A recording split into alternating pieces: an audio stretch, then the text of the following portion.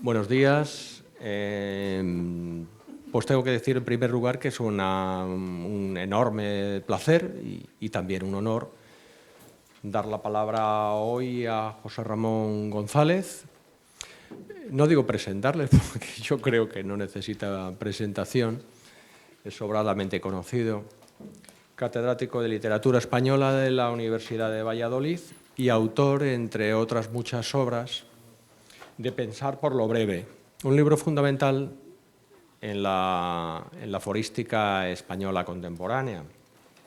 Este año celebramos el 10º aniversario de su publicación y yo quiero contribuir modestísimamente con algunos comentarios sobre la relevancia de esta obra. En primer lugar, Pensar por lo breve abrió el camino a la investigación sobre un género que en España no disponía de estudios de calado, a pesar de su ebullición creativa, a pesar de esta ebullición que estamos celebrando aquí, de esta década prodigiosa, no había esos estudios de calado. En segundo lugar, es un certero y lúcido análisis del género. Eso es también absolutamente reseñable. Más allá de la relevancia del momento, Pensar por lo breve tiene excelentes observaciones, excelentes comentarios para todos los que amamos el aforismo. Por otra parte, hay en esta antología un recorrido por el denso bosque de aforistas y aforismos que prueban que el panorama actual es un panorama muy interesante, muy prometedor y que había que desbrozar. Eso no es tarea fácil. Yo creo que cualquiera que se acerque al libro, la mayoría de los que estamos aquí, si no todos, lo conocemos bien, se da cuenta del trabajo que hay detrás, de una labor ingente, de una labor extraordinaria. Y eso había que hacerlo, obviamente, pero bueno, ahí está. Por otra parte, en cuarto lugar, quiero comentar que permitió dar a conocer a los protagonistas de este renovado impulso del aforismo en España. Algunos eran sobradamente conocidos, pero otros no. Y eso, evidentemente, también lo aporta José Ramón González en su obra. Hay también en el libro algo que a mí me parece muy importante, que es el reconocimiento, y tanto implícito como explícito, de la relevancia, de la importancia del género aforístico, con valor literario y sin complejos. Y por último, quiero mencionar que también me parece a mí, esta rápida aproximación, me parece a mí que también ha servido como estímulo tanto para creadores como para investigadores. Dicho esto, estoy seguro de que hablo en nombre de todos. Si transmito a José Ramón nuestra felicitación por la relevancia de su obra y también nuestro deseo de que siga dando al aforismo nuevas páginas llenas de lúcidas reflexiones. Sin más, pues cedo la palabra a José Ramón González, que nos hablará sobre el aforismo español en la segunda década del siglo XXI. Muchas gracias.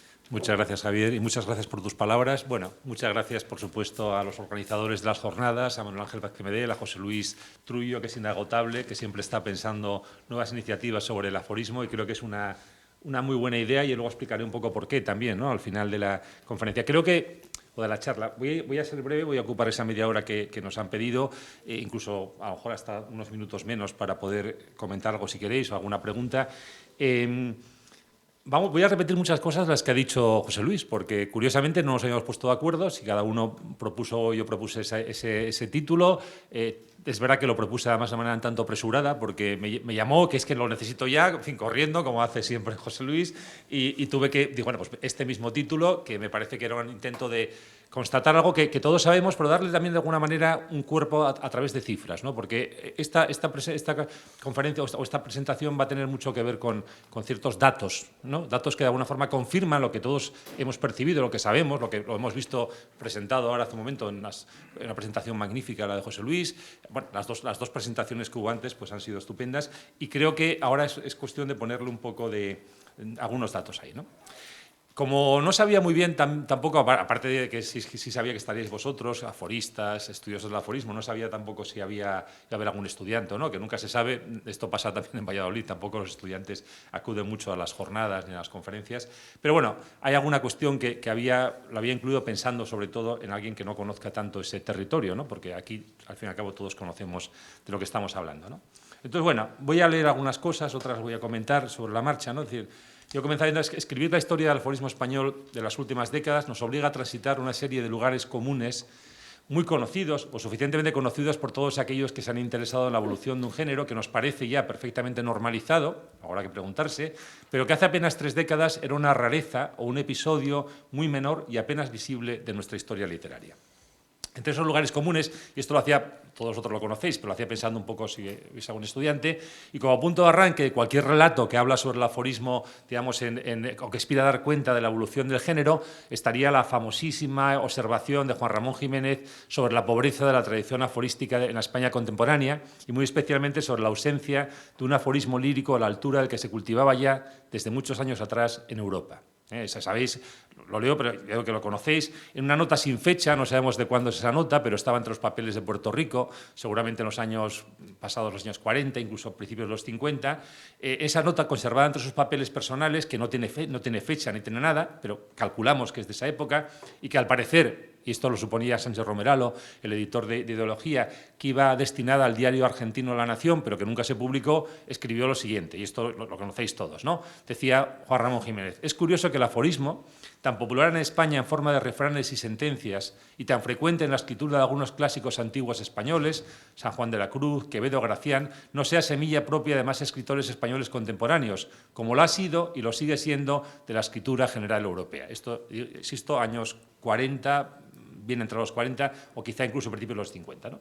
Y añadía, renglón seguido, que en España se desarrollaba con frecuencia el aforismo ajeno en prosa discursiva y a veces monstruosa, y concluía con una inferencia y una interrogación que yo creo que en el fondo era una invitación a su cultivo, ¿no? Porque simplemente decía, parece como que ha querido relegarse como joya más humana a la mística, a la estética o la pedagogía, y se preguntaba, terminaba, ¿y por qué siendo tan rico para lo lírico general, ¿no? De cierto modo, yo creo que ahí había una invitación a decir, bueno, ¿por qué no se ha cultivado en España y por qué no se cultivaba? Bueno, esto es muy conocido, pero este primer lugar común, que era más la apreciación subjetiva e informal de un lector privilegiado que la conclusión obtenida tras un rastreo sistemático, que seguramente Juan Ramón no había hecho, pero conocía muy bien lo que se había publicado, es importante porque permite dibujar un recorrido que avanza desde un aparente vacío o ausencia hasta la plenitud alcanzada por el aforismo en la segunda década de este siglo, de manera que nos permite construir un relato en el que el aforismo, como en tantos relatos clásicos protagonizados por un héroe anónimo y desconocido, consolida lentamente su posición, salvando numerosas dificultades hasta alcanzar un reconocimiento generalizado. Estaríamos, por lo tanto, ante una especie de discurso historiográfico modelado sobre la plantilla que ha sido un relato épico, ¿no? Y hay una pequeña alusión indirecta a Hayden White, que es un teórico que trabajó sobre el discurso historiográfico, y él analiza como muchas veces el discurso historiográfico se construye a partir de una plantilla literaria, ¿no? Muchas veces se utilizan ciertos modos de contar las cosas que recuerdan a ciertos géneros o subgéneros. Este relato es un relato, si queréis, de eso, del triunfo de ese héroe anónimo que es el aforismo marginado, que de repente parece que alcanza un lugar central, ¿no? Y triunfa. Bueno, eso nos permite hablar entonces de crecimiento, consolidación y auge, o triunfo, si queremos, del aforismo y también de su vigencia actual. Todo esto, cosas muy sabidas, ¿no? Y ahora voy a empezar un poquito ya con algunos datos, ¿no? Y algo sobre las dos primeras etapas de crecimiento y consolidación es lo que apuntaba yo en el estudio introductorio a mi antología Pensar por lo breve, apoyándome en un dato objetivo, que era el de los libros publicados, insisto que ya veremos que libros publicados durante las décadas, los 80 y los 90 y en los primeros años del siglo XXI. Esa antología efectivamente se completó, como lo que acabas de comentar, en el 2013, pero una antología en la que yo venía trabajando desde al menos 2 años atrás, en antología, aunque en realidad yo iba trabajando sobre aforismo bastante más tiempo, ¿no? Bueno, como lector siempre me interesó el aforismo, desde adolescente prácticamente. Yo había leído los aforismos de La Rochefoucauld, de Chamfort, de Lichtenberg, luego posteriormente los de Canetti, y siempre me había interesado, pero ya antes de publicar la antología me interesaba el género, en parte también gracias a mi amistad con Fernando Menéndez, que él publicó Dunas en el 2002 y Biblioteca Interior, y poco a poco, digamos, de una forma coincidía con las cosas que a mí me interesaban, y no solamente digamos que me interesó como lector, sino que me interesé un poco también como investigador y como profesor universitario. Y de hecho, lo que pasa es que con estos cambios de planes desapareció. En esa época teníamos en la Universidad de Valladolid una asignatura bastante singular, que ese plan de estudios ya se cambió, que era géneros menores y marginales, ¿no? Pero era una asignatura, estaba muy bien, era un cajón desastre donde uno podía hablar un poco de lo que le daba la gana, ¿no? De aquello de lo que no se hablaba en otros cursos, en otras clases, ¿no? Y yo a principios de los 2000, 2004, 2005, yo incluí en esa asignatura que la impartía yo, pues incluí el aforismo. Y de hecho trabajábamos en clase con aforismos. De cierto modo también eso está en el origen de pensar por lo breve, porque cuando empecé a trabajar con los aforismos en clase, yo vi que, bueno, que había cierto interés en los estudiantes, que era muy desconocido, que realmente se pensaba que no existía nada, que no había nada publicado, y había una serie de cosas, ¿no? Entonces, bueno, ahí empecé a trabajar en eso. Luego el prólogo a un libro de Fernando del 2008, que es un poco el germen de lo que fue luego el prólogo de Pensar por lo breve, un artículo que publiqué en el 2010 sobre aforistas asturianos, en fin, una serie de cosas, y ahí fui un poco acercándome al aforismo, ¿no? Bueno, ese libro efectivamente se completó en el 2013, pero venía trabajando desde unos años atrás y pretendía dar cuenta del aforismo en España entre el 80 y el 12, que es lo que está en el título, ¿no? A unas sabiendas, y esto es una de las cosas que quiero comentar, de que la fecha de cierre oficial de la selección, la que se mencionaba en el título de 2012, estaba tan cercana a la preparación del libro que resultaba imposible estar seguro de no haber dejado fuera alguna obra importante aparecida en los meses anteriores a la publicación de la antología. Esto pasa siempre porque cuando uno hace una antología y quiere recoger todo lo que se ha publicado, bueno, pues a veces lo más reciente, lo que se acaba de publicar un mes atrás, o 2 meses, o 3 meses, pues a veces uno no lo conoce realmente, ¿no? En ese momento manejaba los datos que había logrado recopilar tras un rastreo exhaustivo, que yo quería exhaustivo, pero evidentemente, pero como nada es perfecto, muy pronto fui consciente de que faltaba alguna referencia importante, en esa selección de autores. Faltan libros que a mí me parece que eran libros estupendos, que no están recogidos en la antología, pero que evidentemente yo los conocí después de haber publicado la antología, incluso a veces libros que no eran del año anterior, que eran de muchos años atrás, pero bueno, por razones de todo tipo. A veces eran ediciones casi privadas, o ediciones que se habían publicado fuera de España, o ediciones que habían circulado de una manera muy casi secreta, ¿no? Era muy difícil conocerlos. Entonces, bueno, yo me di cuenta de que faltaban cosas ahí, ¿no? Y esta constatación me llevó a la vez al convencimiento de que era necesario plantear desde ese mismo momento, el 2013, la antología como una obra abierta o en marcha que debería seguir construyendo a lo largo de los años, ¿no? Y no solamente para incluir a los nuevos autores y obras que inevitablemente van a darse a conocer a partir de ese momento, que estaba claro que había ya un impulso hacia el aforismo, sino también para enmendar los errores cometidos, recogiendo aquello que lamentablemente se me había pasado por alto o había omitido sin querer. Es una especie de torcedor que yo llevo ahí, ¿no? Que esa antología, yo sé que, no digo, por supuesto, los que habéis publicado posteriormente, pues no podíais estar ahí, pero a mí hay 2 o 3 autores que realmente ahora mismo los he incluido con toda seguridad, ¿no? Y me quedo un poco con la mala conciencia. Entonces, bueno, siempre he pensado, tengo que completar esta antología, tengo que actualizarla, pero además tengo que recuperar algunos nombres de autores que yo no había incluido y que tendrían que haber estado ahí, ¿no? Bueno, de ahí que de manera privada y para mi uso personal fuese actualizando periódicamente la bibliografía sobre el aforismo, lo que se iba publicando, pero también repasando hacia atrás las posibles cosas que se me habían quedado, ¿no? En un intento, yo creo que seguramente vano y también algo de patético, por lo que tiene de obsesión, de recoger información bibliográfica sobre todos los libros publicados en España o fuera de España por autores españoles desde el 80 hasta el presente. De manera que yo quería seguir rastreando también hacia atrás. La verdad es que al final estamos hablando de un porcentaje pequeño. Yo creo que en ese libro, en esa antología, a mí me faltan pues 5, 6, 8 libros publicados entre el 80 y el 2012 que yo no conocía cuando publiqué el libro en el 2013. Tampoco son tantos, pero bueno, para mí sí, como esa especie de cierto perfeccionismo me molestaba no haberlo recogido. Entonces, por eso yo seguía también buscando hacia atrás, ¿no? De esta forma, y dejando de lado las numerosas publicaciones en revistas y en medios digitales, así como redes sociales, que efectivamente es interesantísimo, porque constituye un territorio riquísimo, prácticamente inabarcable y de fronteras imprecisas, que además, y esto yo lo reconozco, digamos, para mí es en parte conocido, pero no es un mundo al que yo me mueva especialmente, ¿no? Digamos que quizá pertenezco a otra generación anterior donde todo esto lo conozco, claro que tengo acceso a las redes, por supuesto, pero realmente no es el mundo al que yo conozco, ¿no? Pero yo quería tener, digamos, en cada momento esa bibliografía al día para saber lo que necesitaría conocer y consultar para poder actualizar la antología de 2013. Este trabajo, que era simplemente instrumental y dirigido a construir un mapa personal del aforismo español actual, que me permitiría tener una imagen precisa de cada momento, de cada etapa, si queréis, como una especie de sucesión de fotografías o instantáneas, permite constatar, ya con cifras, ¿no?, de forma inequívoca y con fundamento bibliográfico, la consolidación y el auge del aforismo en los últimos años. Yo me centro en la segunda década, pero bueno, en cierto modo hago un recorrido por todos los últimos 30 o 40 años, ¿no? Voy a compartir con ustedes algunas cifras que creo que son significativas y hablan por sí mismas, pero voy a empezar por lo más general para ir luego descendiendo a ciertos detalles, para ir discriminando y analizando de una manera más fina, ¿no? Antes de entrar en materia, claro, hay que hacer como siempre, y hay que ser prudentes en esta vida, una salvedad de partida, ¿no? Aunque mi intención era y es también la de ser exhaustivo, abarcando la totalidad del corpus aforístico español, soy consciente, lógicamente, de que es casi inevitable que en cualquier listado haya ausencias. Esto es algo que estamos condenados a ello, ¿no?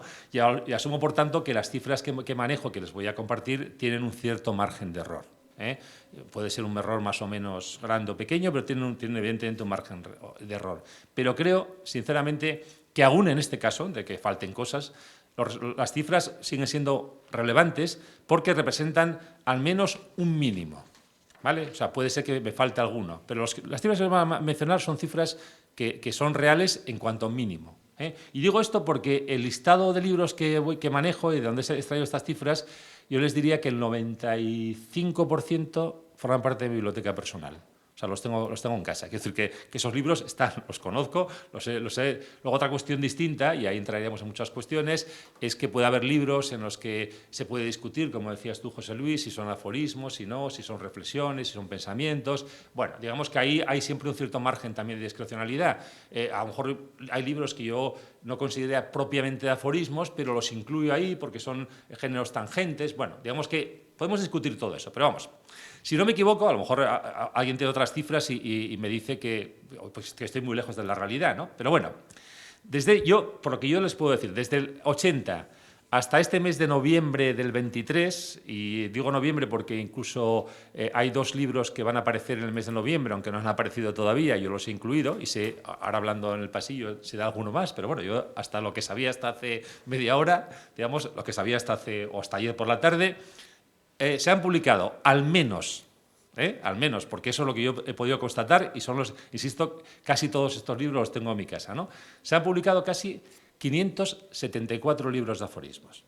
Tela, ¿eh? Estamos hablando de una cifra muy considerable, que se reparten por décadas de la siguiente manera. Y esto también es interesante para ver esto de lo que hablamos, el crecimiento, la consolidación, el auge, el triunfo, ¿no?, de ese personaje que es el aforismo que llega triunfando, ¿no? Bueno, en la década de los 80, que yo ya he podido localizar, y insisto, libros, esto no incluye revistas. En los 80 las revistas digitales todavía estaban ahí, o sea, no habían llegado, pero digamos que ni siquiera revistas, libros publicados en los aforismos. En la década de los 80 yo he localizado, incluso en ese rastreo hacia atrás que he seguido haciendo, 10 libros. 10 libros de aforismos en una década. Las décadas las contamos desde el 81 hasta el 90, ¿no? Desde el primer año de la siguiente. Bueno, 10 libros. En la década de los 90 ya eran 43 libros. Bueno, no está mal, ¿eh? Siguen siendo pocos comparado con lo de ahora, pero se multiplicó por 4. No está mal, en una década. Entonces, evidentemente, hay un momento de consolidación, ¿no? En la década del 2000, o sea, de 2001 al 2010, hemos pasado ya a 108 libros. ¿No? Ya hemos doblado la década de los 90, ¿vale? Pero en la década del 2010 hemos llegado, y esta es una cosa portentosa, se ha llegado a publicar 315 libros de aforismos. 315. Y esto también es interesante saberlo para ver que estamos entrando en un territorio donde hay mucho ruido, ¿eh? 315 libros, tela. Lo que llevamos de la década del 2020, es decir, 21, 22 y 23, yo he logrado localizar 96 libros. Más o menos, si calculamos, estamos un poco en el porcentaje, unos 30 libros al año. Entonces, más o menos, no está creciendo ya, pero nos mantendríamos, si esa proyección se pudiese hacer hacia futuro, nos mantendríamos un poco en la misma situación que en los años 10, ¿no? Bueno, pues ya podéis comprobar que ha habido una progresión muy significativa y si en los primeros años 90, la década del nuevo siglo, pueden considerarse etapas de consolidación, la década del 2010 representa un momento de especial auge que refleja además, y esto también es interesante verlo así, un incremento o aceleración en el número de publicaciones según van avanzando los años. Porque yo aquí tengo la serie, ya no solamente por décadas, sino por años, ¿no? Por ejemplo, no voy a leerla entera porque serían 40 años, ¿no? O 43 años. Pero, por ejemplo, en los años 80, claro, como hubo 10 nada más, pero hubo años en los que no se publicó ningún libro de aforismos que yo haya podido localizar. Eso pasó en el 82, que no localicé ningún libro, en el 84 tampoco localicé ninguno, en el 89 tampoco, en el 90 tampoco, ¿no? Luego ya se habían publicado 1 o 2 libros, ¿no? En la década de los 90 sube un poquito la cantidad. Entonces ahí el promedio está en torno a los 4 libros por año, ¿no? En el 92 fueron 4, en el 93 fueron 2, pero en el 94 fueron 5, en el 95 bajó a 1, pero en el 96 subió a 3, en el 97 fueron 6, en el 98 fueron 6. Bueno, ya vais viendo cómo de alguna forma va subiendo, ¿no? Llegamos a la década del 2000 y pasamos de ese entorno de los 5 o 6 por año, que va subiendo también poco a poco, ¿no? Porque en el 2001 fueron 6, pero por ejemplo ya en el 2004 fueron 14. ¿No? Ya ha subido bastante, ¿no? En el 2005 fueron 16, en el 2006 bajó un poquito, 8, en el 7 fueron 12, en fin, y luego fueron 15, 10, va subiendo, ¿no? Y luego llegamos a la década del 2010, que es, aquí ya es el acabose, ¿no? Porque si la década anterior, el 2010, terminaba con 15 libros publicados, en el 2011 aparecieron 16, en el 2012 aparecieron 18, se decía que no solamente la década, sino que año por año esa curva va subiendo, ¿no? Se podía dibujar, yo no soy muy bueno en este tipo de gráficos, se podría dibujar esa curva perfectamente, ¿no? En el 2013 aparecieron 20, en el 2014 25. Esto tiene mucho que ver con cosas de las que ha hablado José Luis, la aparición de las editoriales, que estáis trabajando, etc., ¿no? En el 2016 se pasó a 39, en el 2017 a 38, 2018 es como el año cumbre, se publicaron 55 libros, lo cual pues, prácticamente son 5 libros por mes. En el 19 se bajó a 39 y en el 20 hubo 37. Vale. ¿Y qué pasa con los 3 años que llevamos? Pues más o menos vamos un poco por ese camino. En el 21 aparecieron 39, en el 22 38, que son esas cifras más o menos que se habían consolidado a finales de esa segunda década del siglo, y en el 23, pero esto es ilusorio porque realmente no responde a la realidad, yo he podido localizar, en el 23 he podido localizar 18 libros. Lo cual dirías, bueno, estamos ya en el mes de noviembre, parece que en el 23, por alguna razón extraña, ha bajado un poco esa cifra, ¿no? Cuando se había mantenido en torno a los 35, 37, 38, tal, ahora de repente baja. Bueno, no es real, ¿no? Hay que esperar porque ya digo que hoy mismo pues ya sé que hay otros 2 o 3 libros que van a aparecer, por lo tanto ya no serían 18, serían 20 o 21 y posiblemente pues alguno más aparezca, ¿no? Pero es curioso porque parece que el 23 ha habido un pequeño bajón ahí, mínimo, pero bueno. Bueno, estos datos vienen a confirmar lo que ya era sabido y había sido reconocido por otros estudiosos, por todo el mundo que los conoce, pero tienen la única ventaja de partir de una constatación cuantitativa y no de una mera impresión, ¿no? La década de 2010 ha sido, por lo tanto, un momento especialmente importante para la expansión y para la consolidación del aforismo en nuestro país y para su difusión pública. Y este hecho resulta incluso más sorprendente, porque yo creo que son muchos libros, 315. Claro, no todos pueden ser buenos, no nos engañemos, pero bueno, ahí están esos libros, ¿no? Si en vez de fijarnos en el número de libros, lo hacemos en el número de autores, porque en este caso nos daremos de bruces con una cifra que a mí me parece realmente también sorprendente, ¿no? Entre 2011 y 2020, en esa década, 145 escritores se dieron a conocer como aforistas, publicando en ese periodo su primer libro de aforismos o fórmulas afines. No significa que sea su primer libro como escritores. En muchos casos habían escrito otras muchas cosas, o habían adelantado algunos aforismos en revistas, lo que queráis, o en las redes, ¿no? Pero es la década en la que publican su primer libro. 145, O sea, realmente estamos hablando de un número, yo creo que es considerable. En algunos casos, como os decía, estos tenían experiencia previa en el género, porque habían publicado, aunque fuera en revistas o habían adelantado en las redes, o en otros, o en las redes sociales, o habían sido incluso incluidos en antologías. Pero en otros muchos casos, el libro aparecido durante esos años era su primera incursión pública en toda regla en el territorio del aforismo, ¿no? Cuando estaba repasando esas cifras, a mí me me traba un poco la risa, ¿no? Decía, tomando las cosas a la ligera y un tanto en broma, podríamos llegar a pensar que cada escritor español de esa época era un aforista secreto, ¿no?, que llevaba oculto bajo su gabán un libro inédito de aforismos a la espera de encontrar el momento propicio para colocárselo a cualquier editor desconocido. Bueno, desconocido o conocido o por lo menos desprevenido, ¿no?, diríamos. Bueno, esto es broma, pero bueno, dejando de lado la chanza y abordándolo en serio, porque yo creo que hay que serio, la cifra de aforistas resulta realmente inusitada y dibuja una eclosión seguramente inesperada, o por lo menos para mí, yo no fui capaz de anticiparla en sus verdaderas dimensiones a la altura de 2013. Y eso que evidentemente ya tenía claro en esa época que había un incremento, ¿no?, que había una especie de aumento del cultivo del aforismo, o sea que eso era ya visible, ¿no? Pero yo realmente no me imaginaba que podíamos llegar a esa cuestión, ¿no? Claro, la explicación de este fenómeno, no vamos a detenernos, hay que buscarla en diferentes causas que han sido exploradas ya en trabajos académicos y estudios de diferente alcance, y que tienen que ver con lo que podríamos identificar como un cambio cultural profundo o de fondo que afectaría a todas las sociedades occidentales en esta etapa postrera, hasta lo que llaman a veces el tardomodernismo, etcétera, en las que la tecnología ha reconfigurado el mundo y nuestra forma de estar instalados en él. Sobre esto ha escrito cosas muy interesantes pues todos los que habéis trabajado sobre aforismos, Demetrio, Erika Martínez, yo mismo he hablado de cosas ahí de todo tipo relacionadas con ese cambio cultural, con la importancia de las redes, lo que mencionaba antes Manuel Ángel, lo de Hartmut Rosa, es decir, la aceleración, todo ese tipo de ideas, aunque hay una paradoja en la aceleración, porque parece que de alguna manera, yo incluso he llegado a hablar en algún trabajo de forma mental, ¿no? Como de alguna manera se crean una serie de patrones, de formas mentales que encajan muy bien con lo que es el aforismo y que responden un poco a esta transformación social que tiene que ver, claro, con las redes sociales, con las nuevas tecnologías, etcétera. Y es verdad que sí, pero también el aforismo hay que pensar que, por una parte, responde a ese principio de las formas breves, de la aceleración, de la rapidez, pero también a lo contrario, ¿no? Porque, como dice Luciano Conceiro, que es un filósofo mexicano, el aforismo también, o las formas breves, la fotografía, él habla de fotografía, ¿no?, pero se parece al aforismo en ese sentido, ¿no? A veces, precisamente, lo que tratan es de romper esa especie de flujo continuo del tiempo, ¿no? O sea, apresar un instante que además es expansivo y, por lo tanto, de alguna forma se rompe con esa especie de aceleración. Bueno, hay muchas razones.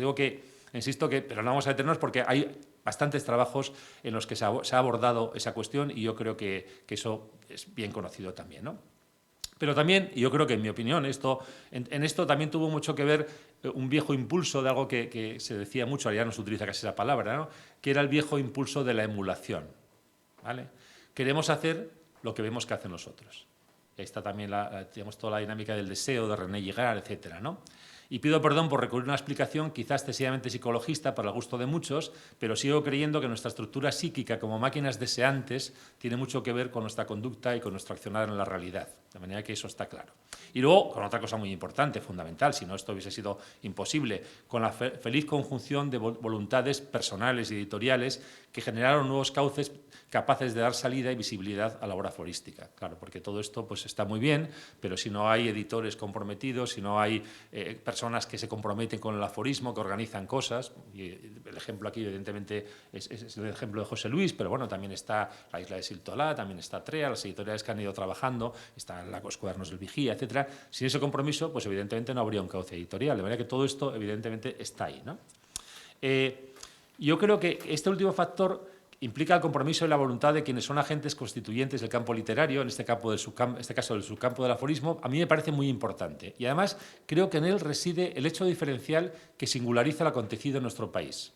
Yo creo que la diferencia, y ahora explico por qué, tiene que ver en gran parte con esto, ¿no? Quizá algunos de ustedes recuerden un interesante trabajo de Irán Barrios, de hace unos 4 años o por ahí, en el que comparaba hace no mucho tiempo lo sucedido en España con lo sucedido en México, identificando claros paralelismos en la trayectoria del aforismo actual, pero subrayando, y esto es lo interesante, que la intensidad del fenómeno era menor en México que en nuestro país.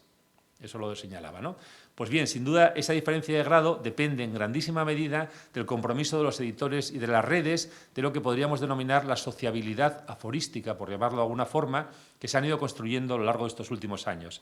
Las condiciones de contorno, como dicen a menudo los científicos cuando hablan de sus experimentos, son muy parecidas en México, en España, porque realmente estas sociedades tardomodernistas, digamos que Bueno, claro que las diferencias geográficas importan, pero realmente estamos viendo experiencias culturales muy similares. Lo que pasa en México, pasa en Colombia, en Argentina es parecido a lo que pasa aquí, porque también estamos en esa etapa del capitalismo donde todo esto de alguna forma se está globalizando, ¿no? Entonces, las condiciones son las mismas, pero basta variar solo dos factores para que los resultados sean diferentes. Y yo creo que eso es lo que ha pasado en España, porque yo no conozco tan bien lo que sucede en México. Me fío de lo que dice Eran Barrios, que es un gran conocedor, y en lo que dice es que sí, que está pasando un poco lo mismo, pero en menor medida, con mucha menos intensidad, ¿no? Entonces, bueno, evidentemente, yo creo que una de las razones claras para eso tiene que ver con esto, y esto pues, nos llevaría también como personas interesadas en el aforismo pues bueno, a mostrar el agradecimiento y el reconocimiento a todos los que habéis hecho ese esfuerzo para que el aforismo tenga esa visibilidad, porque si no, no la tendría, obviamente, ¿no? Editores, pero diríamos críticos, la gente que ha estudiado en el mundo universitario o fuera del mundo universitario el aforismo, etc. Ahora bien, constatado, ya me falta poco, el hecho innegable de la consolidación del aforismo y su desplazamiento, que siempre es relativo, desde los márgenes del sistema de géneros hacia una frágil, yo lo llamo, me gusta más a veces inventarme palabras, diríamos una centralidad, pero yo prefiero llamarlo pericentralidad, porque nunca llega al centro. Está rodeando como mucho el centro, en fin, está por ahí. Pero cabe hacerse una serie de preguntas que pueden parecer impertinentes, pero que nos permitirán aquilatar con mayor precisión las dimensiones y la solidez de esta expansión. La primera de ellas, y confieso que casi me da temor enunciarla ante un auditorio volcado en el aforismo, como vosotros, ¿no?, tiene que ver con la importancia real que ha adquirido el género en España. Hay muchísimos libros publicados de aforismos, eso está clarísimo, lo acabo de decir, 315 en una década, 96 en esta década, ¿no? Vale. Innumerables autores, 145, seguramente me falta alguno, 150, vamos a decir, ¿no? En 10 años. Es 15 autores nuevos por año. Eso es mucha cuestión. Ahora, la pregunta es, ¿hay lectores de aforismos? ¿Quién lee realmente el aforismo? ¿A qué público llega? Claro, porque para responder a estas preguntas con fundamentos tenemos que conocer cuál es la distribución y la difusión real de los libros de aforismos. Ya no hablo de las redes, por supuesto que eso es mucho más complicado, pero incluso de los libros de aforismos, ¿no? Y yo creo que soy consciente de que la distribución de las redes es una lógica distinta, ¿no?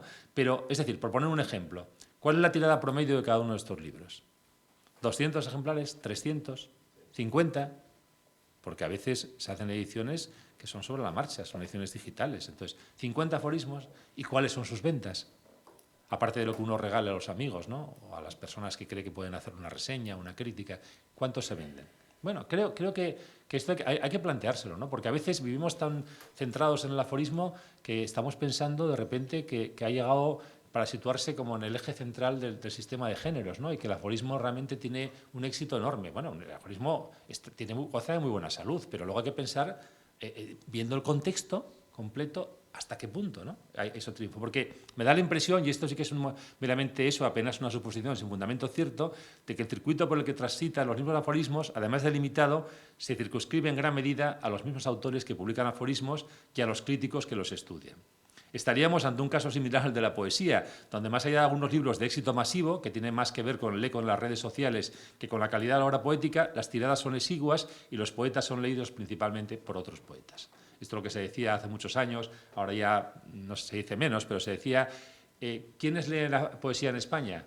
500 personas. ¿Y quiénes son los que escriben poesía en España? Claro, los mismos que la leen, ¿no? Así de claro. Se decía un poco exageradamente, pero en cierto modo eso también me da la impresión de que está pasando con el aforismo, ¿no? Y ya sé, y eso no es una crítica, o sea, simplemente yo creo que intento partir de lo que creo que son hechos objetivos. Ya sé que esto no le resta un ápice de importancia al aforismo como género literario y es algo que poco o nada tiene que ver con el interés intrínseco de los textos, pero creo que es una circunstancia que nos debería hacer pensar y ser muy precavidos y cautelosos a la hora de echar las campanas al vuelo y atribuirle un valor universal y un éxito incuestionado e incuestionable. Todo es muy frágil, las cosas pasan rapidísimo y lo que hoy en día, no digo que sea una moda, pero lo que hoy en día realmente tiene una repercusión enorme, no sabemos lo que puede pasar dentro de los años, ¿no? Bueno, entiendes que estoy plenamente convencido, porque nuestra mirada muchas veces abarca un horizonte muy limitado, nos movemos en círculos relativamente pequeños, no nos olvidemos, ¿no? Entiendes que estoy plenamente convencido del interés del género y de su relevancia. Si no fuese así, no hubiera dedicado tantos años de esfuerzo profesional, la verdad, pero me interesa, porque me interesa mucho. Pero creo que para aquilatar el verdadero papel del aforismo en el campo de la literatura, su situación en el campo literario, tendremos que dejar pasar tiempo todavía. Incluso diría años, hasta comprobar su verdadera implantación y arraigo. Y esto viene muy bien también, porque cuando pasan los años también de alguna manera se van aquilatando las diferencias, ¿no? Y cuando hay mucho ruido, cuando de repente uno tiene que repasar, dice voy a publicar una antología de los últimos 10 años y tengo 315 libros encima de la mesa, a veces resulta demasiado difícil aquilatar qué tiene más interés. Claro, siempre está la opinión personal del antólogo, pero este me interesa porque hay demasiadas cosas, ¿no? Eso tiene que ir poco a poco también posándose, ¿no? De momento, digamos, todo parece ir muy bien, evidentemente, y plantear, por eso la pregunta que me hacía era un poco provocadora, ¿no? Y plantear una posible crisis como la que hago en el título de mi intervención puede parecer algo caprichoso y temerario. Al fin y al cabo, la incorporación de nuevos autores continúa y la publicación de las obras se mantiene en el rango de los últimos años. Si extrapolamos las cifras de 2021 a 2022, dejo de lado la 23, que es menor por las causas que ya expliqué, y las proyectamos a la nueva década, tendríamos unos resultados muy parecidos a los del periodo 2011-2020. Es una proyección simplemente, pero si eso se mantuviese, esa trayectoria, estaríamos en torno a unos 300 libros también a lo largo de la década que ha comenzado hace 3 años, ¿no? Además, en estos 3 años, que lo cual estaríamos también en cifras parecidas a la anterior, un poquito más bajas, también hay que decirlo, ¿no? Y esto a lo mejor hay que pensar si la gente joven, lo que decías también antes José Luis, ¿no? Porque estos 3 primeros años que yo haya podido localizar, hay 30 nuevos nombres, 30 escritores que se han dado o que han publicado su primer libro de aforismos en estos 3 primeros años de la nueva década. Pensad que en la década anterior fueron 150, eran unos 15 por año. Si ahora son 30, tenemos 10. Bueno, ahí está, eso es mucho, pero bueno, no sé, ya veremos por dónde va, ¿no?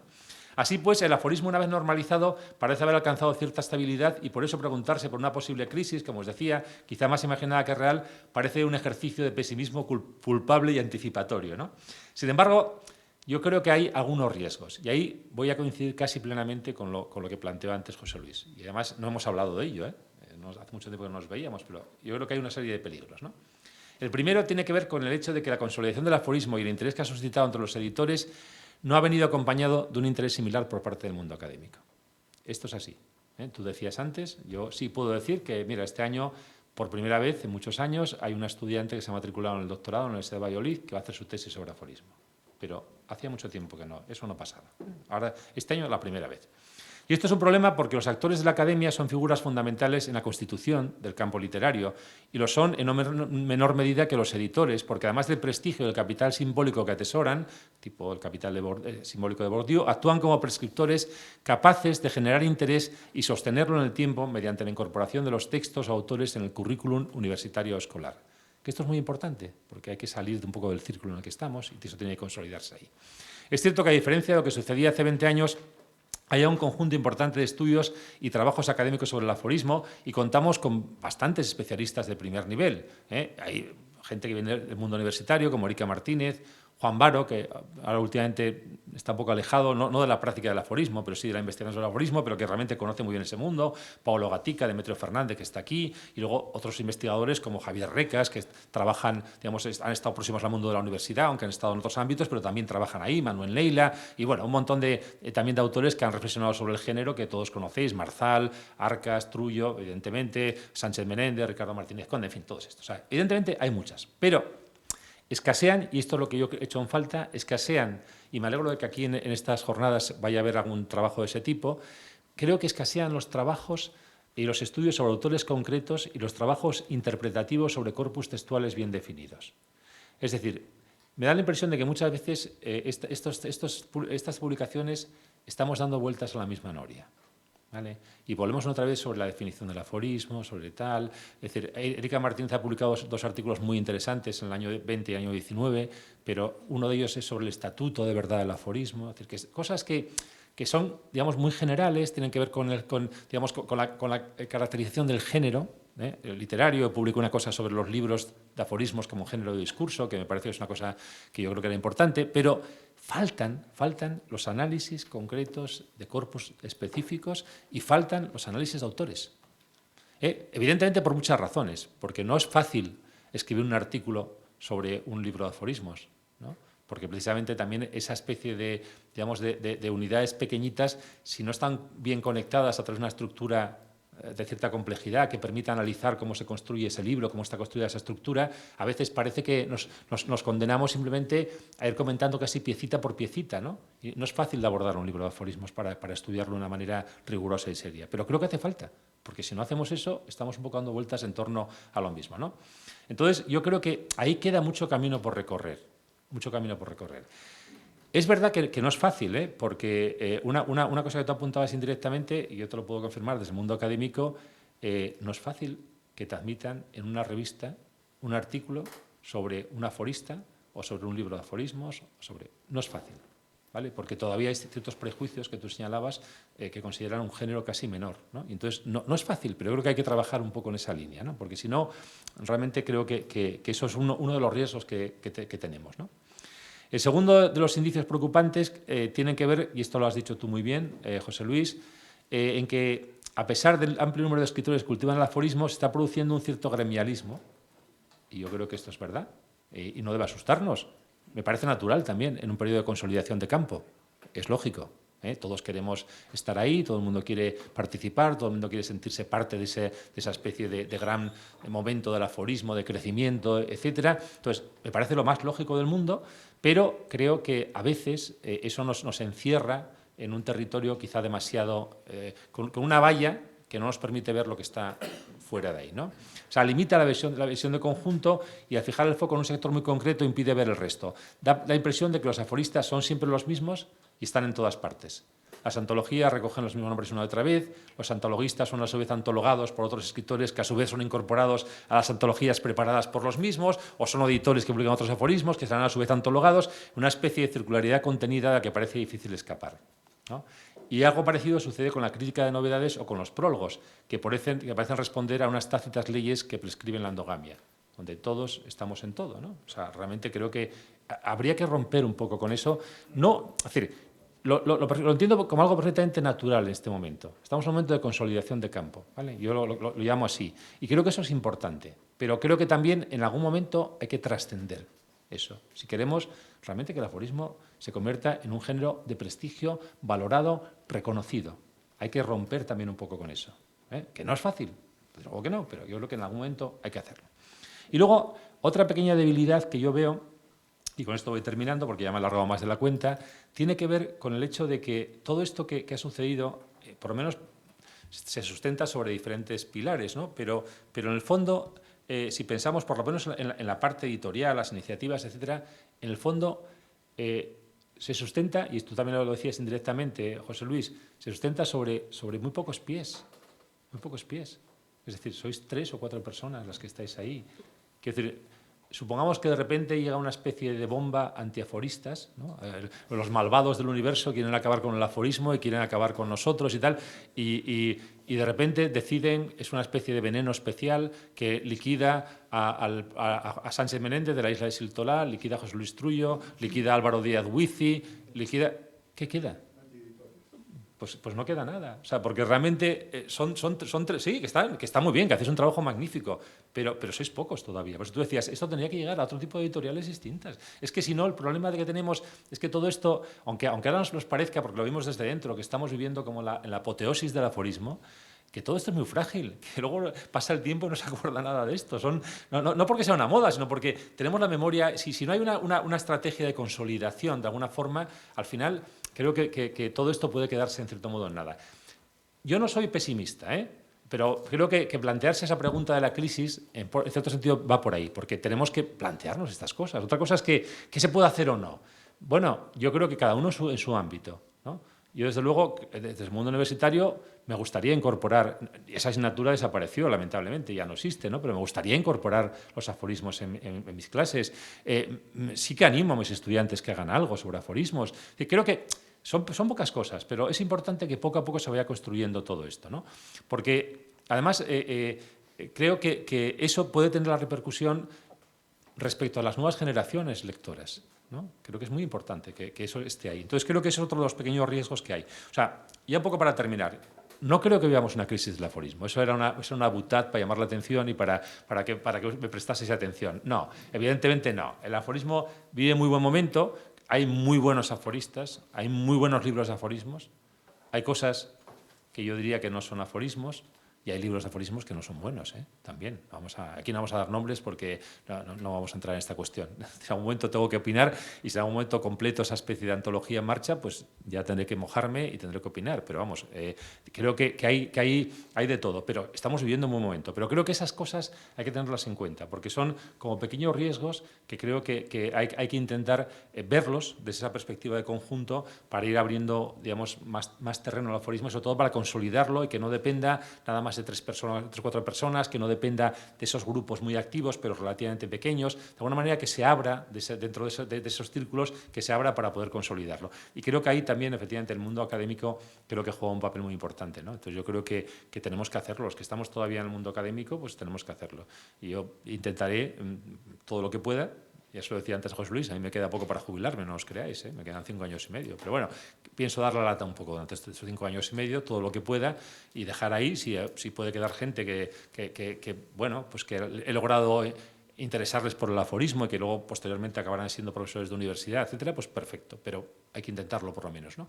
Y eso es un poco lo que os quería contar. Y sobre todo, como veis, simplemente no he dicho nada nuevo. O sea, todo lo que he dicho es lo mismo que ha dicho prácticamente José Luis, lo que todos vosotros sabéis, simplemente yo he intentado ponerle cifras. Yo creo que esas cifras seguramente estoy equivocado, seguramente me faltan cosas, pero bueno, al menos esas son las cifras, esas cifras es un mínimo, porque esas cifras sí están contrastadas y digamos, con la consulta de esos libros que tengo y que algún día pues no sé qué haré con ellos, ya veremos a ver, igual se los tendré que dejar a alguien, porque todas las cosas en mi casa ya me están echando, me están echando, son 500, afortunadamente los libros de aforismo no suelen ser muy gordos, son finitos, pero bueno, más de 500 libros ocupa bastante espacio en la biblioteca, ¿no?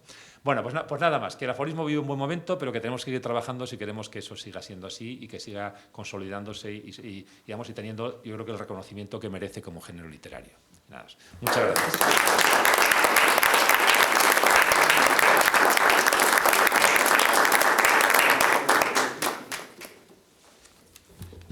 Sí, alguien, sí. Ah, sí, pues.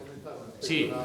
Gracias por la cifra, porque uno sabía que había un fenómeno ahí fuera y ahora sale como el monstruo. No, claro, ese es el problema, sí. Pero hay una cifra que no has mencionado y que es realmente tal vez la más importante, y es que independientemente de que no creo que se pueda aceptar que el número canónico de aforismos en un libro sean 200, si aceptamos que sean 200, estamos hablando desde el año 80 de 100.000 aforismos. Entonces, eso produce vértigo. 100.000 aforismos. Es que, claro. Es que si se te ocurre leerlo... Todos diferentes. Claro. Sí, no, por eso digo. Entonces ya cuando dices, es que, ¿cuáles son los buenos libros? Yo no lo sé. Yo creo que buenos libros en este caso serían los pocos. Claro. Porque son tantos que es imposible. Y hoy... por eso cuando la gente me pregunta, ¿no estás preparando la segunda parte de la antología?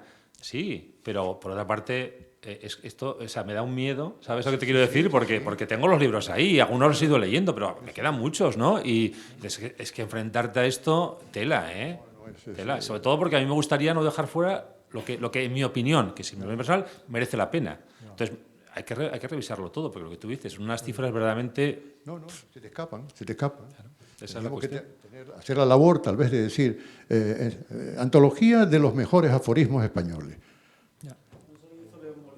Sí. Entonces coger y mojarte, mojarte y decir, mire, es imposible, pero si realmente lo hacemos con los autores clásicos. O me van a decir que nos creemos todo lo de Nietzsche y todo lo de Pascal. No, nos creemos 3 o 4. Y yo cuando leo a Antonio Porcia me acuerdo de aquel, se vive con la esperanza de llegar a ser un recuerdo. Y ahí me quedé con Antonio Porcia. Eso para mí es todo, Antonio Porcia. ¿Me voy a leer yo 1.200 aforismos? No. Claro, ¿no? Entonces, alguien tendrá que romper una lanza por los buenos aforismos y decir, mira, que te den a ti en la cara. Sí, sí. Pero no nos podemos tragar 100.000 aforismos, independientemente de que sean buenos o malos, que no lo son. Claro. No, pues por eso digo yo, cuando me preguntáis, yo muchas veces me sonrío, ¿no? Digo, bueno, pues sí, estoy en ello. Pero vamos, igual se me va la vida y sigo en ello. Que no me extrañaría, claro. Buenos días. Usted ha comentado que no conoce tan bien el aforismo en México, lo que supone que sí que conoce mejor el aforismo en España. Luego ha citado varias editoriales, ha citado a Atrea, ha citado Cuadernos del Vigía y la de Sírtola, pero bueno, no ha citado a Renacimiento, que yo creo que es la editorial que lleva, por supuesto. que lleva más tiempo. Renacimiento, Gorga y Fierro, Amargor, bueno, o sea, sí, podemos ser Polivea, lo que tú quieras. Obviamente, sí. Pero como no lo ha citado, es decir, no lo ha destacado. Entonces, a mí me gustaría saber, como casualmente yo soy el director de la editorial, si se debe a desconocimiento o a falta de aprecio, porque obviamente no hay más hipótesis previsibles de eso, ¿no? Cosa que es divertida siendo este Renacimiento una editorial sevillana y que este congreso se celebra en Sevilla.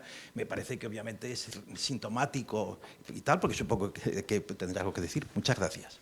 Claro que tengo que decir, por supuesto, pero veo que hay cierta susceptibilidad innecesaria, porque aquí en mis papeles tengo su editorial, claro que sí, el número de libros publicados, y efectivamente es la cuarta que ha publicado, la cuarta editorial que ha publicado más número de libros, clarísimamente, pero es que no he mencionado tampoco, he dicho Cuadernos del Vigía muy por encima, pero vamos, simplemente porque no hacía un repaso exhaustivo, pero efectivamente,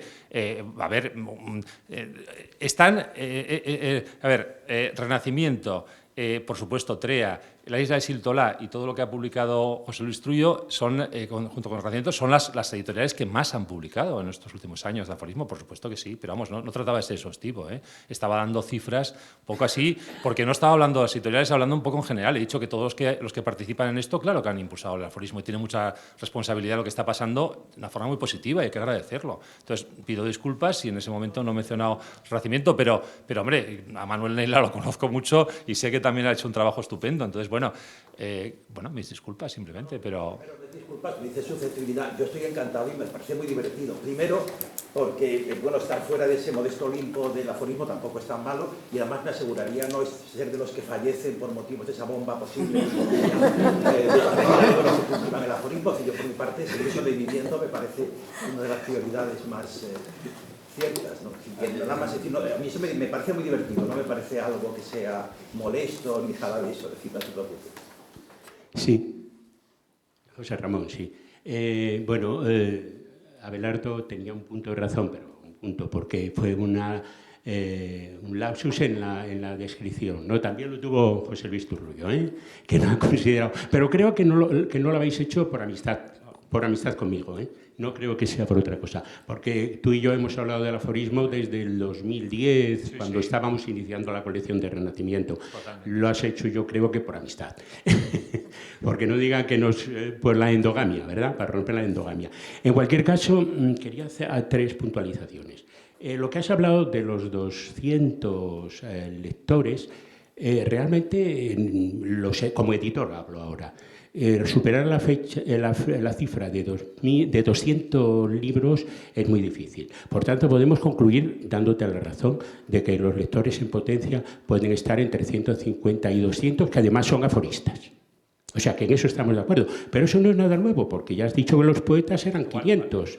Los que leían poesía eran 500. Esto me lo decían en los años 70. Sí. José Luis Martínez Cachero y Emilio Alarcos nos lo decían. Y hay 500 lectores de poesía, no hay más. Se pueden vender de algún libro especial 2.000, pero lo normal es que de un libro de poesía se vendan entre 200 y 500. Pues de los libros de aforismos, como yo creo que el aforismo es un hijo putativo de la filosofía y de la poesía, entonces el que sea la mitad que la poesía, pues es lógico, ¿no? Como hijo putativo. Por tanto, en eso tenía razón. Sí, los lectores son unos 200 que además son aforistas. Y luego hay 2 o 3 cuestiones muy interesantes que has dicho, ¿no? La cuestión de la lectura de autores. Personalmente he hecho, como hemos dicho, la de Ángel Crespo, la de Ángel Guinda, que sale ahora en noviembre en un extraordinario de Turia, y estoy convocado para hacer la de Eugenio Trías en el próximo número que saldrá en junio que viene y que lo entrego a finales de marzo. Sé, por tanto, lo que argumentabas, en segundo lugar, que falta una lectura de autor, ciertamente. Es que ni nosotros hemos leído... Los aforistas, me estoy refiriendo a autores a fondo, es decir, leer al autor en extenso e intenso, ¿no? Realmente lo sé por experiencia de estos 3 autores a los que le he leído toda su obra y me he pronunciado sobre ella. Sí, es verdad, ahí también tienes razón. Lo de la academia, por supuesto, mejor que nadie, lo sabes tú, que la academia, bueno, va siempre, pues a lo mejor como debe ser, a expensas de las demandas sociales. En este caso, la demanda de los aforistas está muy bien para que la universidad se ponga las pilas. Y en tercer lugar, lo del gremialismo. Claro que sí, es que los aforistas ya somos un gremio y este gremio pues tendrá cosas buenas, malas y regulares. Pero no olvidemos nunca que en el siglo XV, bueno, en el siglo XV, XVI, XVII, existían media docena. No existía nada más que media docena. Y Manuel Feria tiene razón en ese sentido. No podemos leer los 500 libros de aforismos porque algunos ya de por sí lees 3 y no te invita a seguir. Pero son muy pocos los que realmente hacen un corpus aforístico, que eso es lo que yo creo que diferencia. Al buen aforista le interesa el corpus, no acertar en 3 aforismos, que serían memorables, sino en un corpus que represente un pensamiento en marcha. Y además un pensamiento coherente e interesante, agudo, como diría, agudeza y arte de ingenio, ¿no? Un pensamiento con agudeza y arte de ingenio. Pidiéndole al aforista agudeza y arte de ingenio, yo creo que es suficiente. Y el que seamos hoy más que en el siglo XVI-XVII es normal, porque hoy somos más lectores y más escritores. Siento haberme extendido otra vez. Gracias. Gracias. Bueno, José Ramón, muchísimas gracias por tu exposición. Simplemente me gustaría ponderar 2 iniciativas que para mí se han creado para conjurar ese peligro que tú dices. Es decir, para aprovechar la ola e institucionalizar el género para evitar vivir al albur de la pervivencia material de los promotores, ¿no? Una de ellas, sin duda, es el portal. O sea, para mí el portal de la Biblioteca Virtual Miguel de Cervantes es un antes y un después.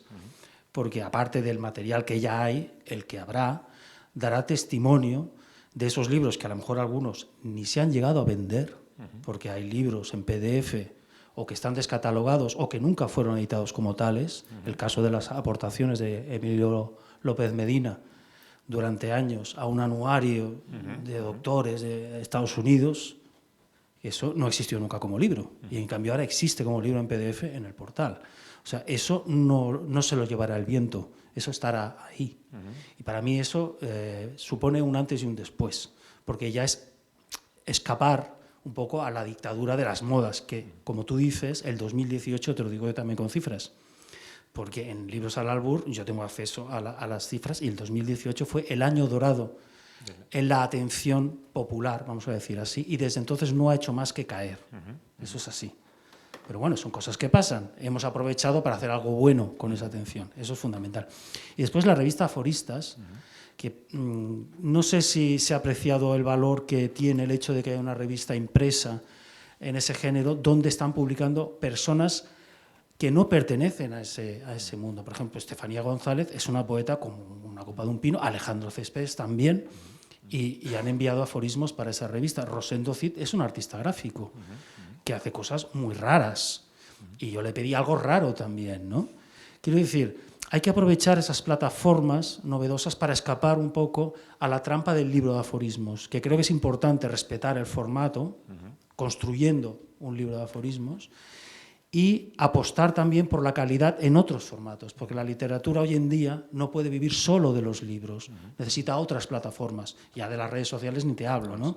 Pero quiero decir, suscribiendo todo lo que tú dices, porque es verdad, pero también tenemos que ponderar esos hechos diferenciales que han surgido hace muy poco y que nos hacen pensar que realmente el aforismo está dando ese salto cualitativo que hace tener esperanzas de concitar pues, nuevas adhesiones de calidad, que es lo que importa. La cantidad ya vamos a dejarla porque eso está claro que se consigue fácilmente, pero la calidad sigue siendo la tarea pendiente. Gracias. Yo estoy totalmente de acuerdo. Yo soy optimista. Digamos que jugué al pesimismo precisamente para suscitar este tipo de cosas. Pero no, yo creo que efectivamente si hacemos las cosas bien y si hay iniciativas como estas que van en esa buena dirección, yo creo que hay que ser optimistas también. Bueno, a mí me gustaría también hacer una intervención. Primero, felicitaros por las ponencias de la mañana, han sido muy enriquecedoras. La de Manuel Neila, como siempre, arqueológica, que nos descubre nombres que desconocemos creo que casi todos y aún nos los pone a disposición. Luego la de José Luis Trullo, que ha hecho un balance y sobre todo ese álbum de fotos que creo que ha sido muy didáctico y del que todos hemos aprendido mucho y nos ha recordado grandes momentos. Y bueno, la del profesor José Ramón González, que que también con datos ha demostrado esa crisis o esa también oportunidad que ha vivido la década. Yo quería centrarme en lo que has comentado de los lectores, porque es cierto que puede ser que no haya lectores del aforismo actual, pero has hablado también de que el aforismo propende a cierto sistema psíquico o mental a la hora de enfrentarse a él. Y yo creo que hay unos lectores fantasmas o lectores inconscientes que son las nuevas juventudes, ¿vale? La nueva adolescencia. Porque me parece que ellos, que no leen, y también que dicen que no leen, lo que más leen son aforismos, aunque no sean nuestros aforismos. Pero si te acercas a otras plataformas de lectura, como pueden ser Instagram o Facebook o las redes sociales que ellos se mueven, tal vez no sea el mejor de los aforismos el que leen, pero yo creo que el lector actual, el lector joven, se acerca muchísimo al género y conecta muchísimo con él. Yo, como profesor de secundaria, me doy cuenta de que ellos, estos alumnos que te comento, pues no tienen lecturas, pero están llenos de aforismos. Y creo que a lo mejor por ahí tendríamos que ir, ¿no? Por insertarnos a esas nuevas plataformas. Simplemente era comentar eso. Sí, te lo agradezco. Es verdad que... sí, pero quería comentarte una cosa nada más, y es que y además me parece muy bien porque das un sentido de realidad. Tú además tratas con gente muy joven en tu trabajo y tal, ¿no? Pero yo creo que no soy tan optimista en ese sentido, porque creo que un buen aforismo no es fácil de leer. Tiene que crecer y tiene que expandirse. Y lo que muchas veces los jóvenes buscan son los aforismos resultones, ¿vale? Los que sorprenden, lo que es una pirotecnia, y entonces parece que está resuelto, los de cierre, ¿no? Lo que ha estudiado también Pablo de cierre, y Marco Ángel Lara, de cierre y de apertura, ¿no? Los de apertura requieren cierta experiencia lectora que los jóvenes no tienen, ¿eh? Porque en cuanto llegas a cierta complejidad, yo doy clase de muchas cosas, entre la literatura hispanoamericana, y por ejemplo hay novelas que en nuestra generación se leían como muy sencillas, y a mí los estudiantes, ya no te digo de bachillerato, de cuarto de universidad, me dicen, por ejemplo, que leer La Casa Verde, por poner un ejemplo, de Vargas Llosa, que es dificilísimo, que no son capaces de leerla. Vamos a ver. Y el aforismo, el de verdad, ¿eh? O sea, el aforismo que te deja ahí, que luego tienes que volver y eso, no sé, o sea, ¿sabes lo que dices? Entonces, bueno, ojalá tengas razón, ¿eh? Yo, ojalá que sí, pero vamos. Sí, o no, ojalá, claro que sí, además es el futuro, Sí. Muy bien, bueno, sí, pues nada. Sí. Pues tenemos que dejarlo aquí. Muchas gracias.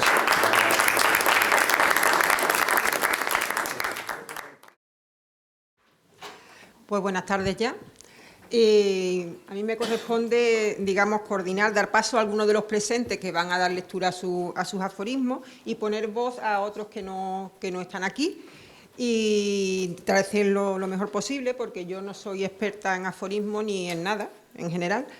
Y mi contacto con este género y con los autores ha sido precisamente a través, sobre todo, de José Luis, que me ha proporcionado muchísimas lecturas, y la verdad es que para mí ha sido un descubrimiento. Yo, digamos que soy una novata en esto, pero ha sido un descubrimiento ver cómo en un texto tan breve se puede contener tantísimo, ¿no?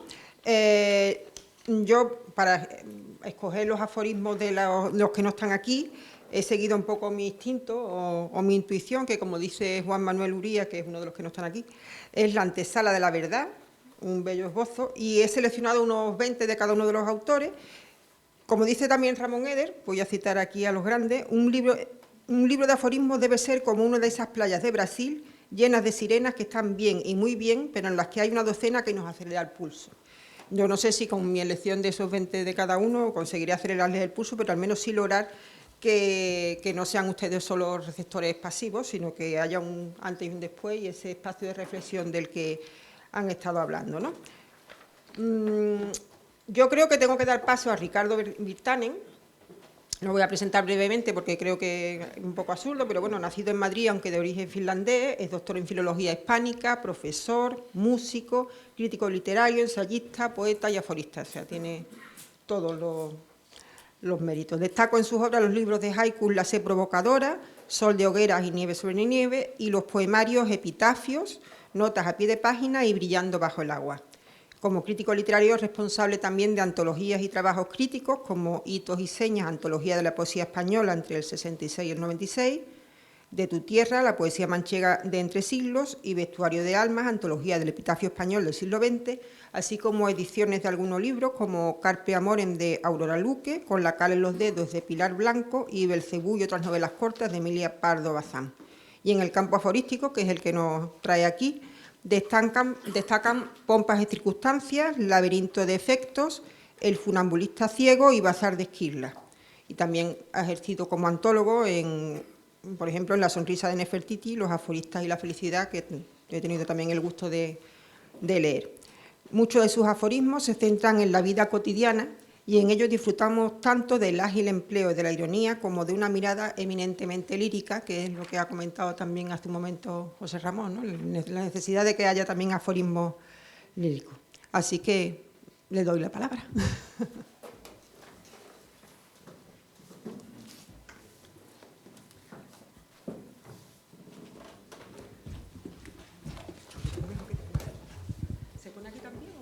Aquí mismo, ¿no? En el centro. Yo prefiero de pie. Aquí mejor, ¿no? Bueno, voy a abrir el fuego aforístico y nada, agradecer a la universidad, a ti tus palabras, a Peadero por su apoyo, a los aforistas que han venido, los que no habéis venido, los profesores, todo. Fantástico estar aquí. Bueno, voy a leer unos cuantos aforismos, menos de 100, evidentemente. Si no, nos... No, estamos cuadriculados con 25 y ahí vamos. Bueno, pertenecen a un libro inédito que se llama Las tripas del aforismo. No, las tripas del abismo, perdón.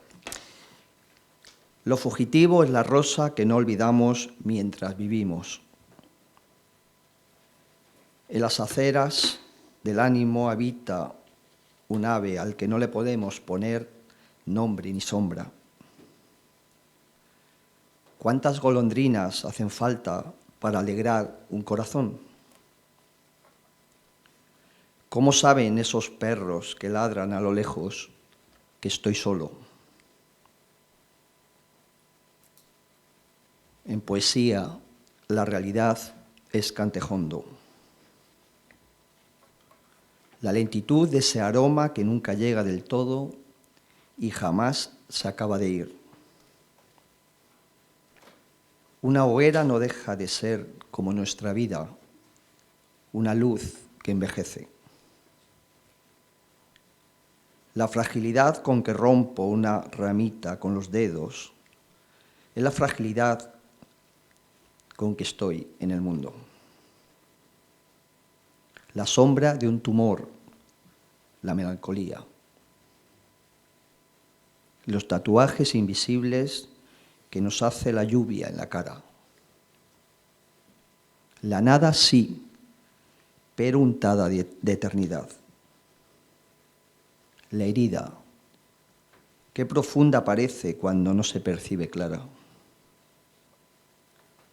Lo sublime siempre acaba en jaque mate. Qué sabios son los consejos que no nos dieron a tiempo. Todo nace de una terrible confusión. No podemos ser otro. Una a una y colocadas estratégicamente, las penas son menos penas.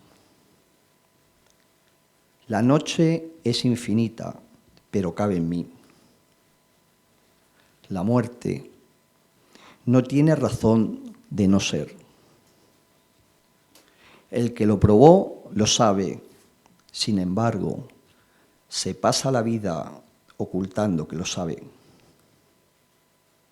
Si todos los caminos llevan a Roma, ¿qué hago yo parado en mitad del desierto? Esos que apuestan todo o nada y al final se quedan con algo. A los aforismos los ves venir, pero no los ves llegar. Un aforismo es polen, no trigo limpio. El aforismo que no se cierra bien parece una persiana rota. Siempre se consideró un verso libre, hasta que se dio cuenta de que en realidad era un endecasílabo ciego. Quien vive confirma, pero no por mucho tiempo.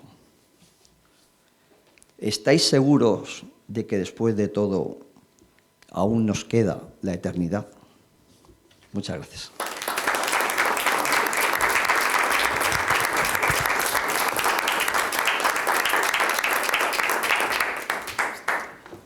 Bueno, pues Félix Trull es el seudónimo de uno de los responsables de la organización de este encuentro, autor de los libros de aforismos Metas volantes, Líneas de flotación, La lección de Pulgarcito, Nunca se sabe, en colaboración con su alter ego José Luis Trullo, y Remiúrgica junto a Juan Manuel Uría, y trabaja casi por entero en, voy a decir esa expresión que se usa tanto entre los políticos, poner en valor el género, con sus proyectos de apeadero de aforistas y ciprescultura, y ha conseguido también ese espacio, alimentar ese espacio para el aforismo y su estudio en la Biblioteca Virtual Miguel de Cervantes. Y yo voy a ejercer de lectora de sus aforismos. Él no lo sabía, así que es lo que hay. En el estado de duda, prestamos oídos. En el de convicción, los taponamos. El estado de certeza es una ilusión provisional y el de duda, una embriaguez permanente. Ideología. Pienso para los que no piensan. Se tienen ideas para dejar de pensar durante un tiempo e ideología para no hacerlo nunca más. Los dignos también tropiezan, pero como los gimnastas siempre caen de pie.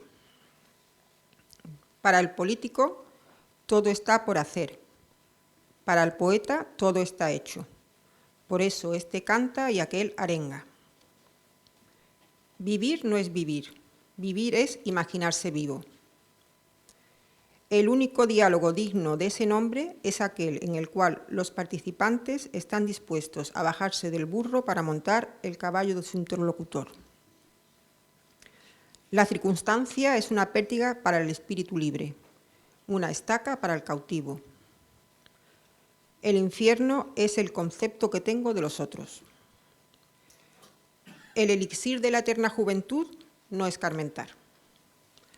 La felicidad es la forma más refinada de gratitud. Nuestros miedos lo saben todo de nosotros, por eso nos asustan tanto. La innovación permanente ya es la nueva tradición. Uno de los privilegios más bellos de la libertad de expresión es poder elegir quién no va a entenderte. Todas las razones son de peso, por eso se hunden enseguida. Que haya que alimentar la llama todos los días es una prueba de que lo natural es que se apague. Si el hombre tropieza 2 veces en la misma piedra, es porque no es la misma piedra. Mi belleza está en tu interior. Y por último, si no lo creo, no lo veo. ¿Aplaudimos?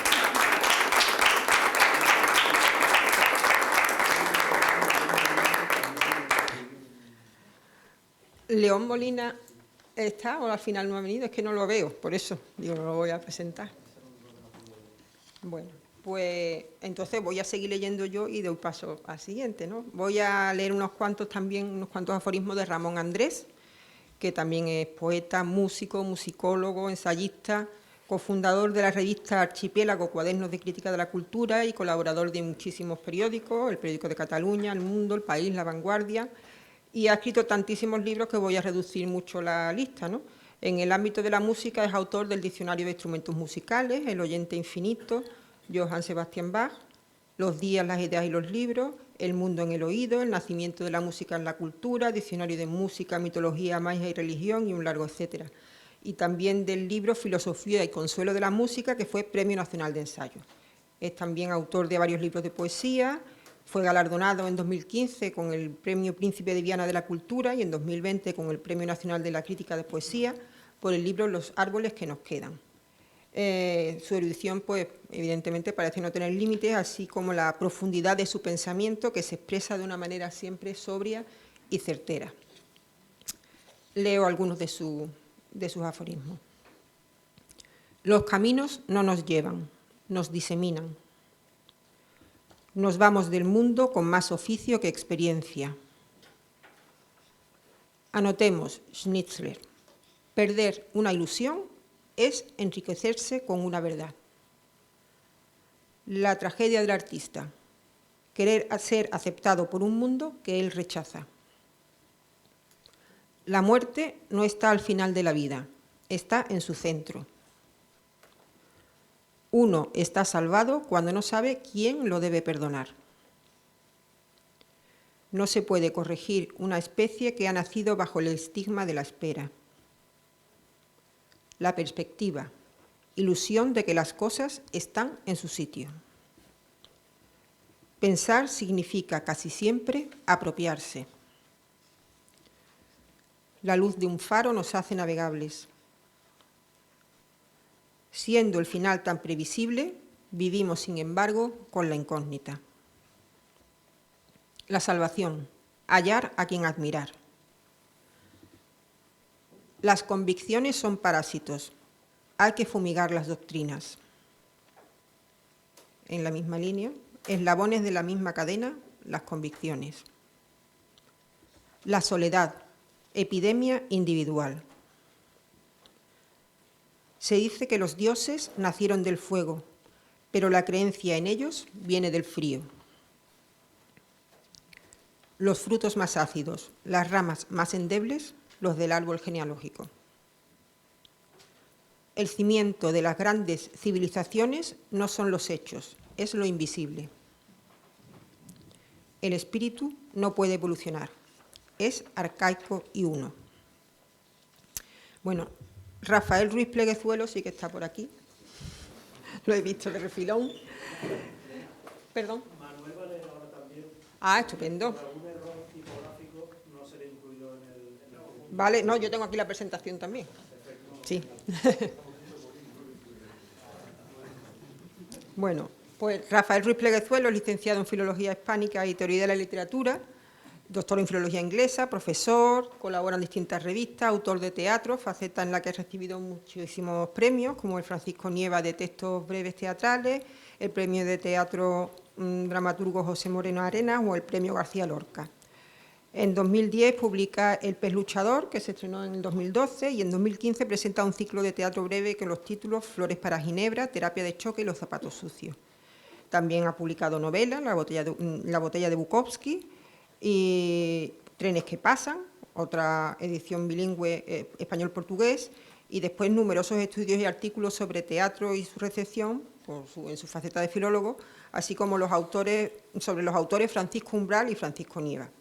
Y si ha estado últimamente en boca de todos es porque hace pocos días se anunció que ganó el Premio Jaén de Novela 2023 con La flor egoísta, que creo que ni siquiera se ha celebrado todavía el acto de entrega, ¿no?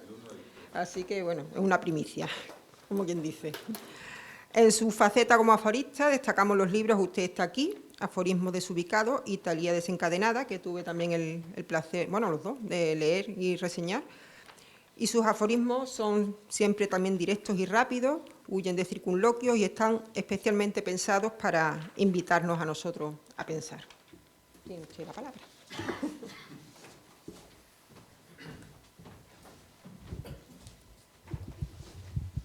Muchas gracias. Naturalmente, dar las gracias en primer lugar a la Universidad de Sevilla por tenernos aquí, por dar este espacio, ¿no? Hablábamos de la necesidad de que la universidad, de que la academia se abra al aforismo, se interese por él y, bueno, pues tenemos aquí una muestra en la Universidad de Sevilla, entonces es muy de agradecer. Yo, antes de leer, también es necesario dar las gracias a José Luis Trullo. Yo alcanzo difusión en el aforismo totalmente de la mano de él, en su casa, en su editorial y bueno, pues es de bien nacido a ser agradecido, entonces no podía leerlo sin agradecer públicamente pues que haya confiado en mi escritura de aforismo. Yo me siento pues un recién llegado y por tanto pues con todo por aprender. Nadie es tan responsable de su destino como quien nunca piensa en el futuro.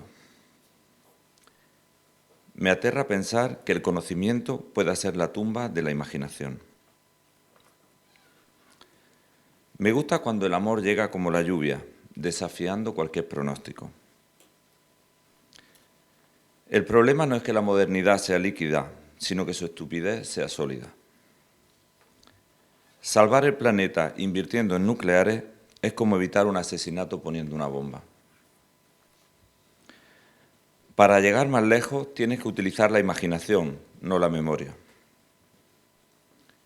Un pasado de certeza te llevará a un futuro de bostezo. La seguridad no es más que la suma de una larga lista de incertidumbre. Te aconsejo que no construyas ídolos tan rápido como los destruyes. Pretendes ser alguien, pero para conseguirlo tienes que pasar por la experiencia de no sentirte nadie. Déjame que seque mis lágrimas en tu pasado. Te dejaré hacer lo mismo con mi futuro. Donde otros ven comprensión y equidistancia, yo solo veo cobardía. El mundo no necesita líderes sino siervos. Respeta al planeta como si fuera su invitado, no su dueño. Los filósofos buscan conocimiento y encuentran belleza. A los escritores les suele pasar lo contrario. Los encuentros con la belleza son como los aerolitos. Caen donde caen y se encuentran donde se encuentran. Se nos da mejor derribar estatuas que merecerlas. Cuida tus palabras como si fueran plantas, cuida tus palabras como si fueran plantas que tuvieran que florecer siempre. ¿Qué vicios tendrán quienes predican contra el vicio? Shakespeare no fue un escritor, sino un médico que se ocupó de nuestro alma lo mejor que pudo. Escribir es la dulce condena de quien quiere detener su pensamiento. Si alguien dice que a su edad ya ha visto de todo, es que no ha llegado nunca a quitarse la venda. El buen amor siempre es futuro, no pasado. Leo las entrevistas para saber qué piensa el periodista, no el entrevistado. De la literatura solamente me interesa la parte que nunca puede ser atrapada en una sinopsis. Hubo un tiempo en el que los escritores tuvieron que ser capaces de asumir su poder e influencia. Ahora el desafío es aceptar tu irrelevancia. Muchas gracias.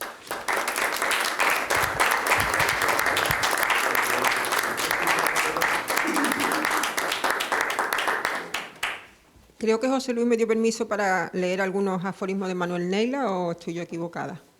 Sí, porque no va a leer. Por eso, entonces... Yo los leo.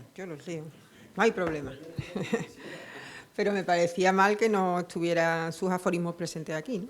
Bueno, él es extremeño, poeta, ensayista, traductor, entre otros, de Gerard de Nerval y de Baudelaire, y colabora en distintos diarios y revistas de ámbito cultural.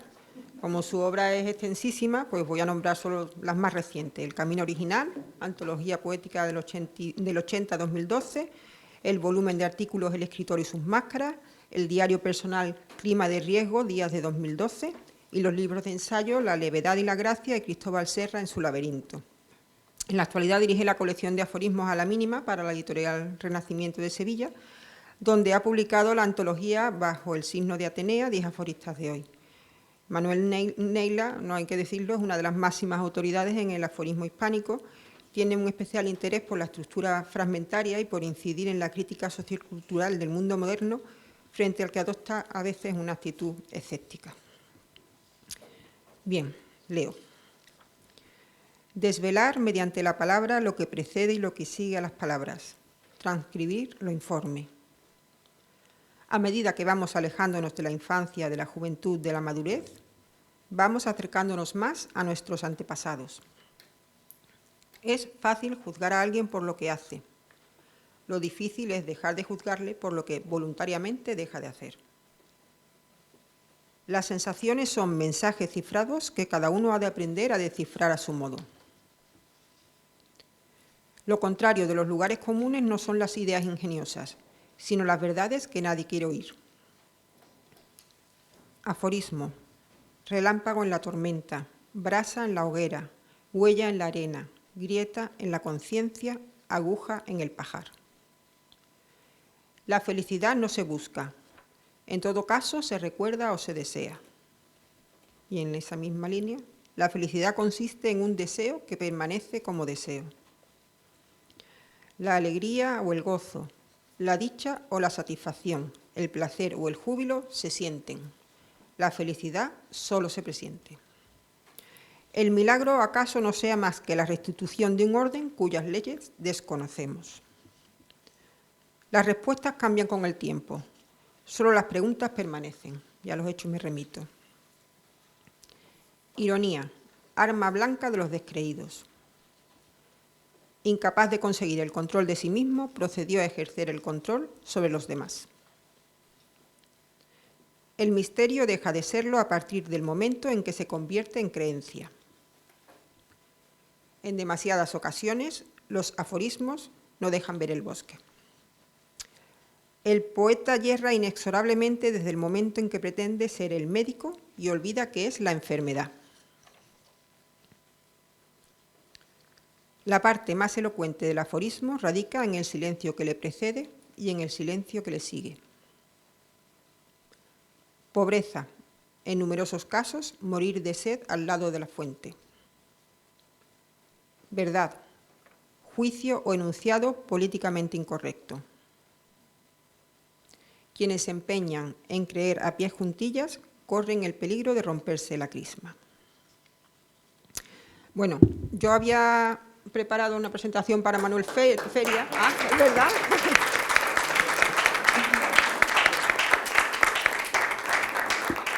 Lo íbamos a obviar. Que yo había preparado una presentación para Manuel Feria, pero después me dijo José Luis que no iba a leer, con lo cual la borré, pero no pasa nada porque te presento de la misma manera. Él viene de las islas, es científico, pero también el aforismo está muy relacionado con la ciencia en general. Hace poco tuve la suerte de leer El río de la perplejidad, que es una antología que hizo Javier Recas sobre sus libros de aforismos anteriores, incluyendo, bueno, uno que no está aquí, que es el diccionario de términos, ahora mismo no me acuerdo bien el nombre. Exacto, el imaginario del irónico, porque es verdad que en sus aforismos hay mucha parte de ironía y yo la verdad solamente tengo que decir que lo he disfrutado muchísimo y que estoy encantada de conocerte personalmente. Así que te toca leer.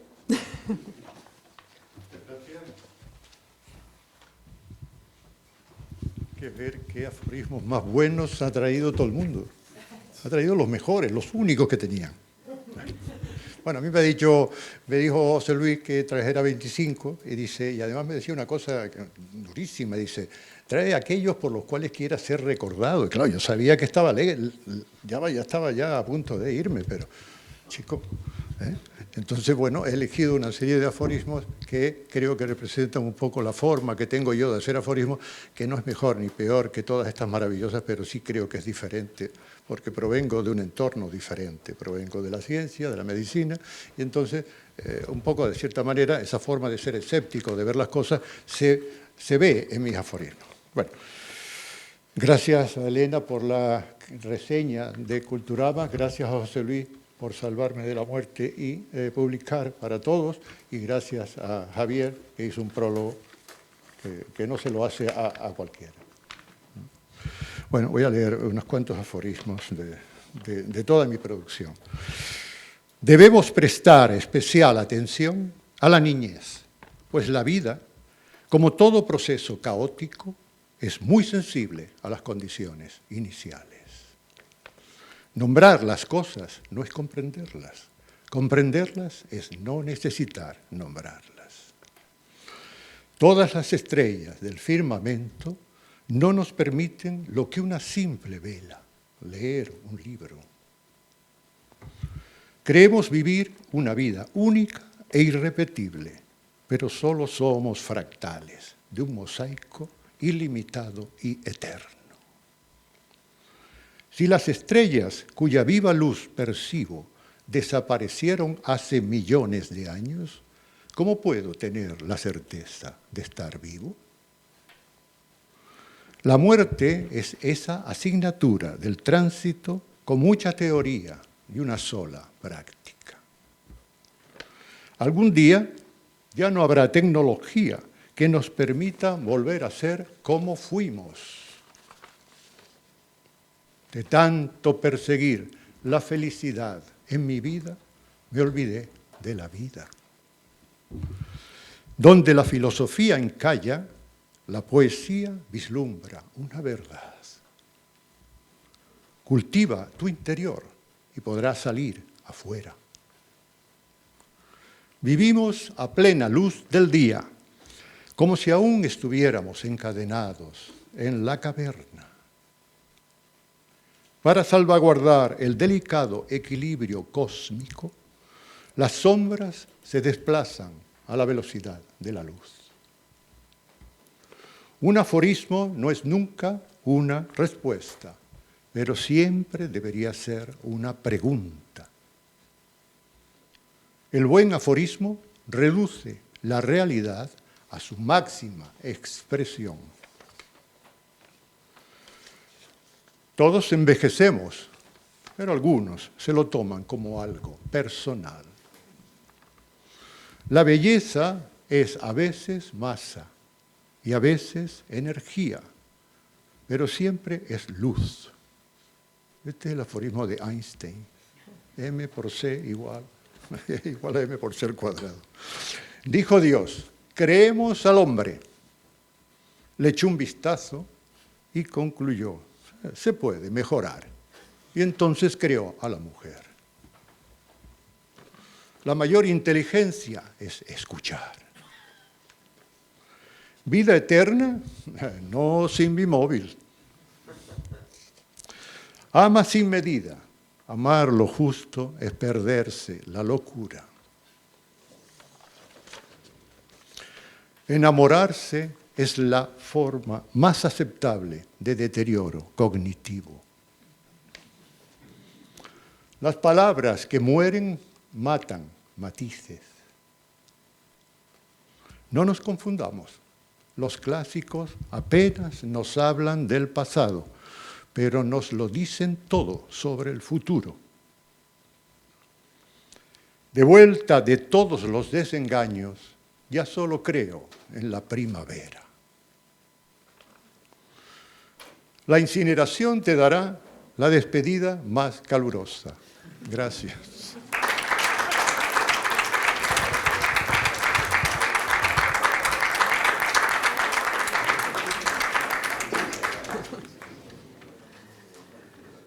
Bueno, pues voy a leer ahora algunos aforismos de Juan Cruz y Gravide, que es guipuzcoano, ha publicado muchas obras dirigidas también al público infantil y juvenil y ha recibido importantes galardones, entre ellos el Premio Euskadi de Literatura Infantil y Juvenil en el 99, el Premio Nacional de Crítica en 2 ocasiones, creo que consecutivas, y el Premio Nacional de Literatura Infantil y Juvenil en 2018. Cruz escribe tanto en vasco como en español, lengua en la que destacamos su libro de aforismos Breviario Perplejo, donde observamos su audacia a la hora de abordar la actualidad con fórmula un poco retórica. Leo lo siguiente. Hacerse partidario de alguien es eludir responsabilidades mayores. Todo es un peligro, sobre todo la seguridad total.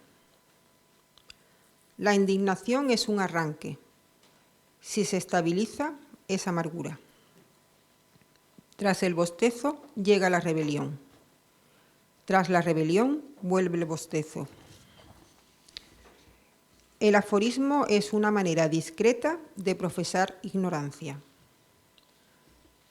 Afirmar que todo es relativo es expresar un absoluto sobre lo relativo. Quien grita libertad, cuando la oye en otras voces, comienza a temer. Una persona muy sentimental no tiene más sentimientos que el resto. Los sentimientos lo tienen a él. La fe tiene un substrato de impotencia. Vivir para los demás es una muy loable exhibición de ego. Creer en la ciencia se da de bruces con el método científico. Tú sabrás, ¿no, Manuel? Estar abierto a todo deja a uno a expensas de las corrientes. Sabemos con detalle por qué, cómo y cuándo llega la noche, pero no sabemos el qué de la noche. En la madurez, uno descubre quién pudo haber sido. Lo que debería ofender es la no duda. Sinónimo de niño, todas las posibilidades y unos dados. La gente que vive sola da pena a la gente que se cree acompañada. Azotadores contra todo tipo de sectas, para que nadie se fije en la suya. En tanto no se cata el vino de la verdad, los otros vinos reconfortan. Esa necesidad abstracta de hermanamiento humano y solidaridad. Esa necesidad concreta de imponerse al vecino. Bien, en el listado de aforistas que iban a leer, nos queda ahora mismo, es que no sé si se pronuncia Michel, porque al ser gallego no quería yo meter la pata, ¿no? Bueno, pues...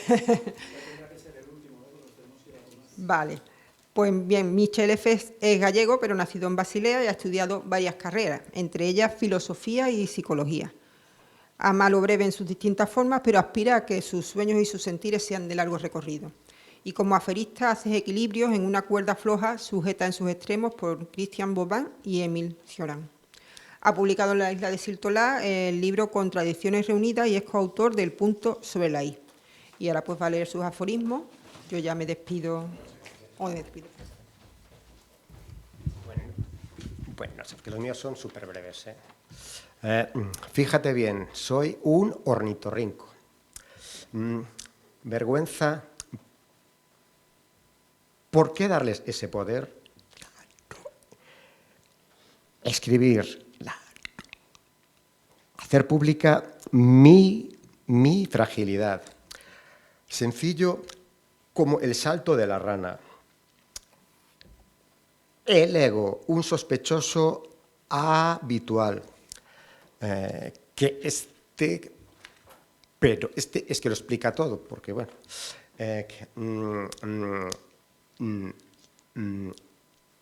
La tartamudez me ha llevado a la brevedad. Sin creer en la belleza, solo se puede sobrevivir. Números, primos, vuela, mariquita. La montaña va hacia el aforismo. Y que yo soy funcionario de prisiones y que este aforismo tiene sentido.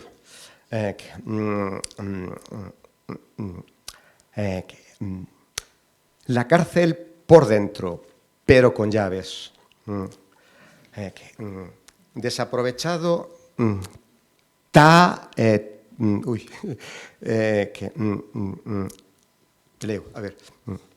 desaprovechado talento para la comedia. ¿Desde cuándo una marioneta se hace preguntas? Y espacios en blanco. Aprender de la oveja negra. Y perdone, ese vacío es el mío.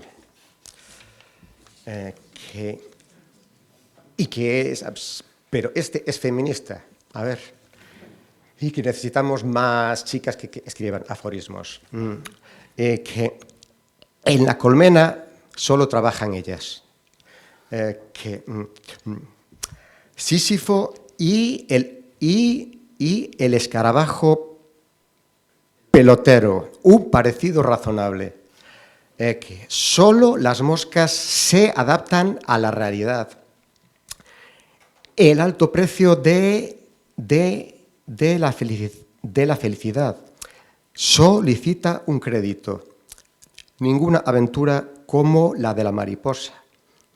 El cero siempre echa la culpa a los demás. El horizonte de las hormigas. ¿Por qué escribir? Que también el caracol se emociona con la lluvia. En mi lado oscuro hay luciérnagas. Los monstruos son los últimos en abandonar el barco. Último ya. Y que este va un poco por los compañeros y que un poco por un poco por Trullo estar aquí, pues es mérito suyo. Gratitud, lo demás lo pone la vida. Muchas gracias.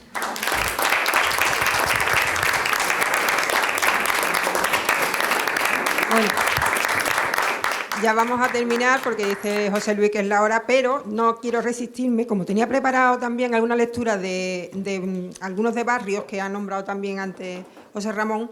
No sé si sabéis que en su libro Artimaña hay una parte que está hecha para que tú construyas tus aforismos. Tienes varias columnas de palabras y tú las combinas para crear un aforismo. Entonces, como también ha dicho Michel, bueno, que hay más hombres aforistas que mujeres, pues yo he hecho aquí 4 aforismos siguiendo las artimañas de Irán Barrio. Y con esto ya cerramos. Un silencio no dibuja la soledad, solo la acompaña. Un pensamiento no construye la identidad, solo la aparenta. Hay creaciones que son una puerta, otras una pirámide silenciosa y lúgubre. Y por último, crecer sin un respaldo confiable es la peor manera de perder un sueño. Muchísimas gracias y...